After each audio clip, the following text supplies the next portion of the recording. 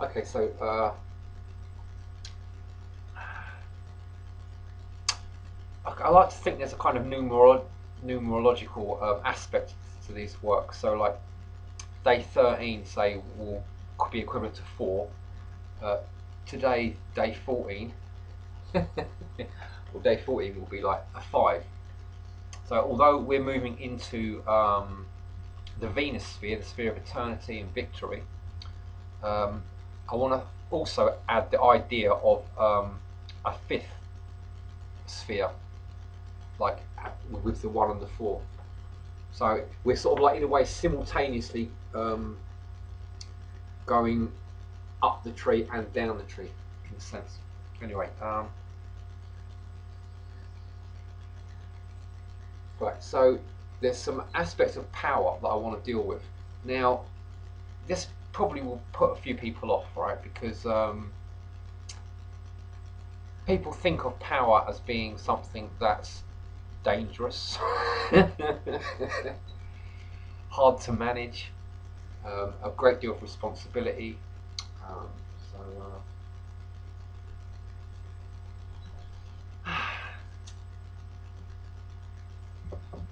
right, so let me just try and get this in perspective. I'm not talking about using this power really, but just getting in contact with it, being aware of it, really.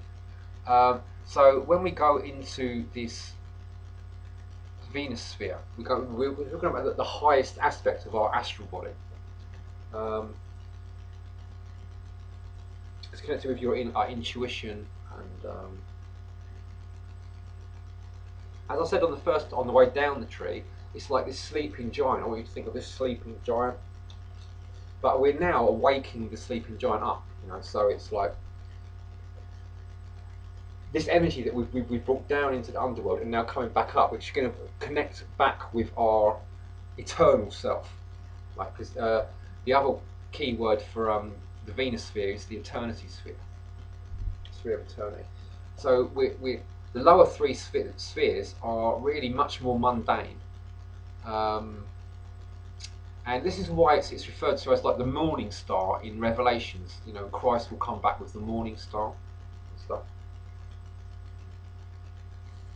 And I want to allude to some more stuff in Revelation about power, about this guy that's going to come along and he can break people like like pots, like potter's vessels. You can just smash people, like just and whatever he does, nothing can alter it. If he locks something up, then it stays locked, and that, which it connects with the Hades concept, the Pluto, who's got that power. Like Pluto or Hades is the one god who, out of all like the pantheon of Roman or Greek gods, is when he says something, it cannot be changed. When that god says something, that's it. You know, and he's likely to have the one who's got the keys to hell and death as well. So this is what we're dealing with, getting in contact with these sort of powers.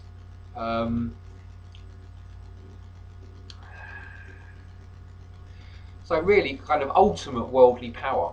So you can, if you feel. But the thing is, you're sitting on the right hand of God. He's completely going to, know exactly what you're up to. So you can't mess around with this sort of power. If you're going to use it, you've got to use it, righteously, completely righteously. Okay.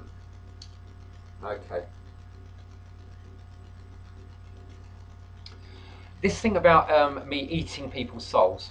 Now, I don't actually think that I'm actually eating their soul. It's more a case of you've got different bodies.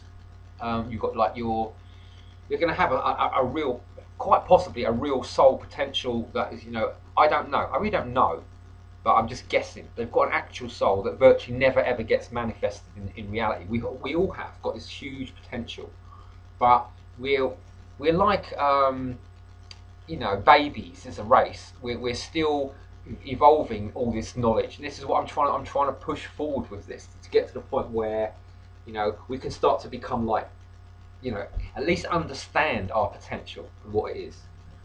You know, and so I believe dealing with all these sorts of huge amounts of frightening power are quite key to getting into the deeper aspects of stuff. This now a lot of people are probably going to think that I'm already talking about the really deep stuff, and actually I'm not. This isn't the deep stuff.